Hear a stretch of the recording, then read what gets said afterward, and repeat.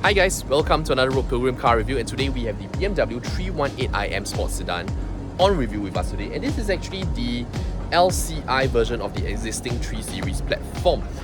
So for today's review, what we're going to do is that we are going to check out its exterior, interior, and take it for a drive and see what are some of the updates that have been made to the car.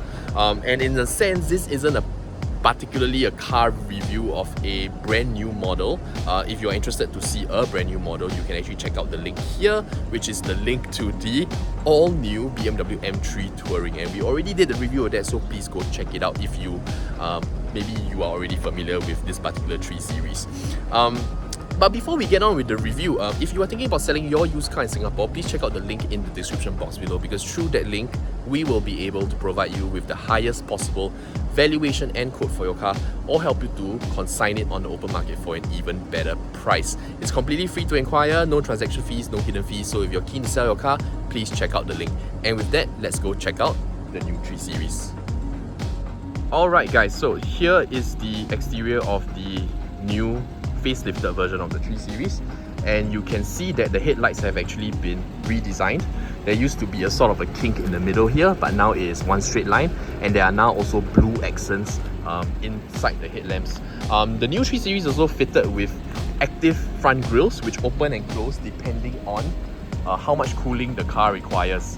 This particular car you see is actually an M Sport version, or M Sport trim, so it has the M Sport front bumpers, 18-inch M Sport wheels, which I think will look better in 90, to be honest, but that's up to you.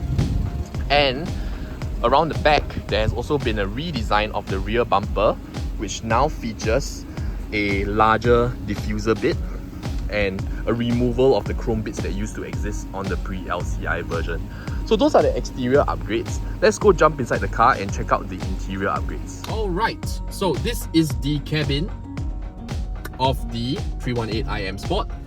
And because this is the car that has gone through the life cycle impulse, or the facelift, so to speak, the main update in the interior is the fact that this car now comes with the new and the latest OS 8 infotainment operating system, which kind of brings it back up to par with the rest of its new stablemates, you know, in the BMW range of cars. And also I think helps to refresh the car a little bit, because this 3 Series platform has of course been around since about 2021, so I think it's also time for a refresh. And I think because an infotainment unit is usually the most visual part of the interior, the fact that it has been updated to this nice sort of curved screen, I think it really does help to elevate the car to a more modern aesthetic, so to speak. And in any case, even if you wanted OS 7, you can't have it anymore, so I guess there's really no point dwelling too much about that. So with OS 8, you know, and with other BMW reviews, you have also seen this, but generally speaking, there is a new interface. Everything is built to be a bit more squarish, a bit more angular. I'm actually a bigger fan of the OS 7, but like I said, you know, this is just in keeping the times, and there's really no point dwelling too much into it. So through the main menus, of course, you can it does this widget style display where you can toggle between different functions and different features. And of course, this is seemingly integrated with the digital driver's display, but actually you can quite clearly see that there is it's actually 2 screens mounted into one housing.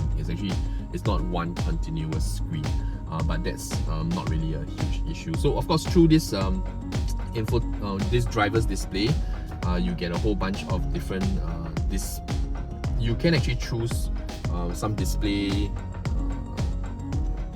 some different display menus, and of course all this is controllable through your M Sport steering wheel, because this is a car that has the M Sport trim. Keep in mind, no, this isn't a full-on M Sport steering wheel, so of course no carbon fiber bits and no M presets that you get up here. But what you do get are nice pedal shifters, which you can of course use to put your car into a sort of a semi-manual mode, so to speak, if you are, you know, thinking of going for a slightly more spirited drive. Across the cabin, obviously being a BMW, build quality is still one of the best in the market. These seats are really comfy and supportive, and what I actually quite enjoy is that in this particular car, the seat actually allows you to pick a rather low seating position, so you can actually flush your seat quite close to the ground. And what that allows you to do is to have quite a race car like feel in terms of the way you interact with your pedals. So it's a bit like driving a simulator, you know, when your pedals are a bit more out front rather than below you. So I think all that is really nice. And by allowing you to sit a little bit closer to the ground, what it also allows you to feel is a little bit like you're in a cockpit. So that's quite sporty and that's quite nice. I particularly enjoy this also because I'm one of those people that have a rather long body, so I typically try to flush my seat to the floor so that I have a little bit more headroom as well. So if you have the same problem as me, it's good to know that you will be able to do that in this car, because not every car allows you this amount of seat adjustment, and that can be quite frustrating sometimes, because although the cabin may be big, but the seat actually forces you quite near the top of the car. But that being said, because I have flushed the seat all the way to the ground, let's go and check out the rear of the car and see, based on this sitting position, this driver sitting position, how much space I have in the rear of the car. Let's go.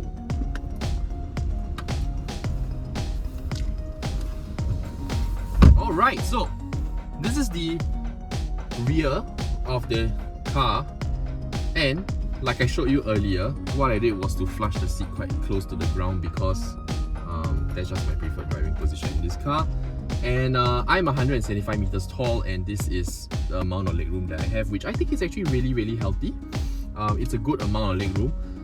And for reference, if you guys remember the BMW F10 5 Series, the previous generation 5 Series, of course, that car and this car are actually not too much different in terms of size. So obviously the 3 Series has grown in size over the years, and so what typically happens is that the new 3 kind of catches up to the old 5, and the new 5 kind of catches up to the old 7. It kind of works that way.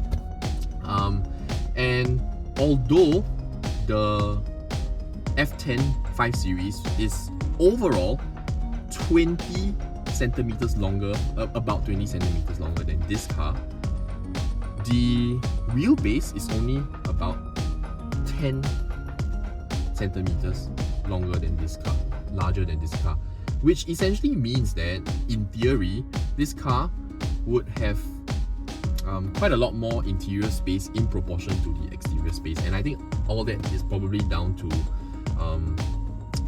better space utilization. You know, with modern car architectures, I think space utilization has always been something that they have tried to improve, and I think it's very evident in a car like that, despite not having an excessively large footprint, I actually feel very comfortable in this car. And actually I feel just as comfortable in this car as I do in the back of my F10, which is pretty amazing, right? Because this is a 3 Series and that was or is an old 5 Series.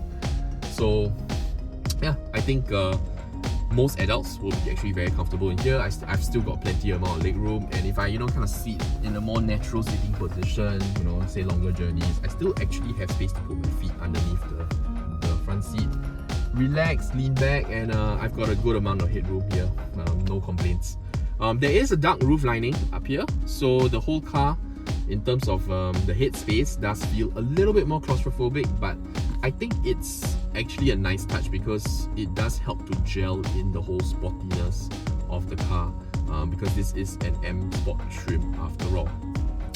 In terms of the middle seat, I don't think this car is something you want to carry 3 people in the rear too often or for too extended a period of time, just because I think the transmission tunnel is still quite large and the middle seat is quite raised and quite narrow. So I think really you'll find the best use of this car with 4 people, but definitely enough space for a child seat as well, a rearward facing child seat, because there are ISOFIX points available for you as well. So perfectly equipped to be a family car.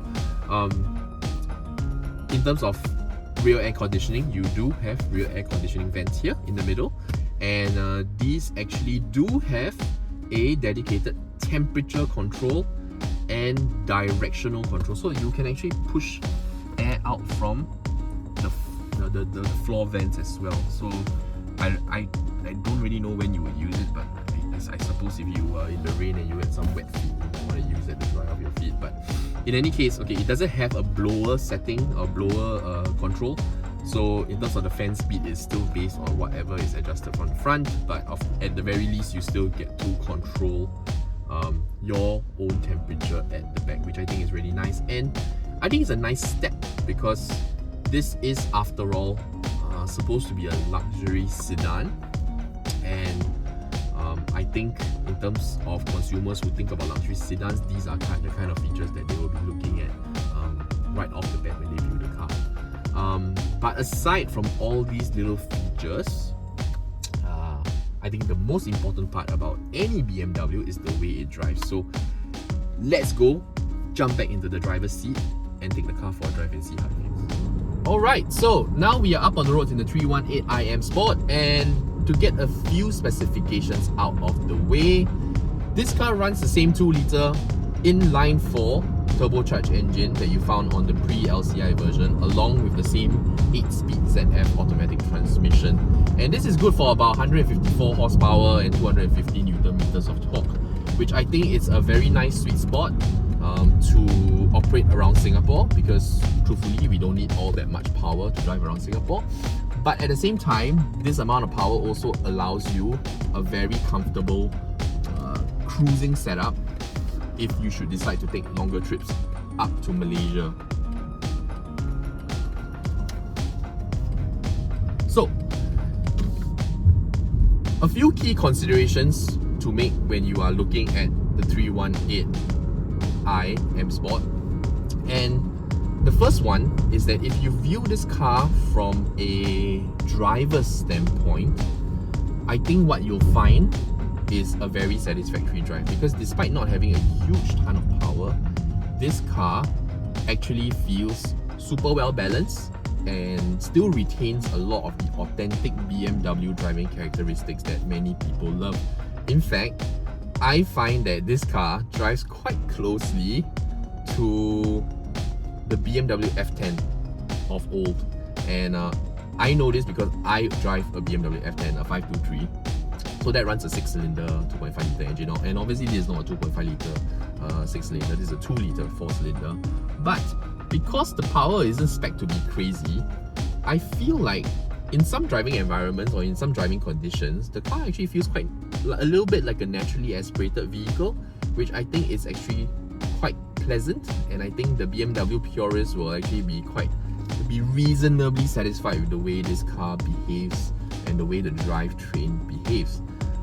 Aside from that, if you do get the opportunity to actually chuck this car around some corners or take on some windy roads, the steering is precise as BMW should be, and the entire car feels extremely balanced. So when you chuck the car into a corner, you don't actually feel an excessive amount of loading on one particular tyre. The car does feel like it retains quite a central balance point, and that's very, very, very pleasant for the driver. Now,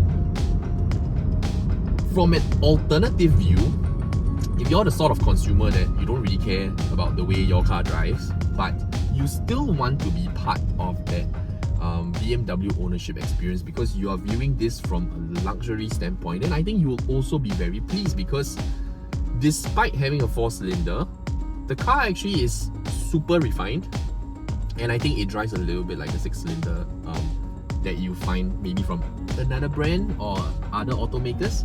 So that level of refinement does lend itself well for the luxury, or that does lend itself to feel a little bit more like a luxury car.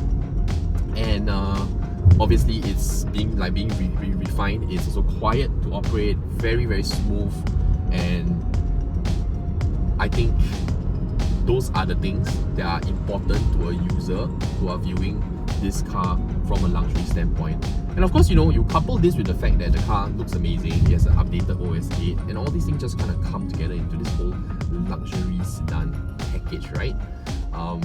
Insulation is also pretty good. You don't really get much road noise, and being a sedan, I don't expect this car to have an excessive amount of wind roar when you're up at higher speeds as well. You know, not in the same way that the SUV typically does. In fact, we had the opportunity to actually drive this car in a sort of an extended setting as well when we went for the recent BMW Asia Test Fest, which took the format of a sort of a round island road trip where we drove a series of cars, BMW and Mini cars across Singapore. And this was actually one of the cars on test. And I must say, it was a very, very nice experience being in this car. So overall, I think whether you're viewing the 318i as a driver-oriented purchase or a luxury purchase, I think your needs will all be quite well met. So that's it. If there are other things that you would like to find out about the car which I perhaps did not cover, please leave your questions in the comment section below. I will be more than happy to answer those questions for you. And if you have enjoyed this video and found it useful in some way, please consider giving this video a like, share it with your friends, and of course consider subscribing to the channel, because we've got new reviews coming out every single week, sometimes more than one. And of course, it'd be awesome to have you with us on those reviews as well. Before we go, if you have a used car you would like to sell in Singapore, please check out the link in the description box below, because through that link, we will be able to provide you the highest possible valuation for your used car, or help you to consign it on the open market for an even better price. It is completely free to inquire. There are no transaction fees nor hidden fees. So if you're interested to sell a used car, please check out the link in the description box. So if not, as usual, please take care of yourself, stay safe, and we'll see you next time. Bye bye.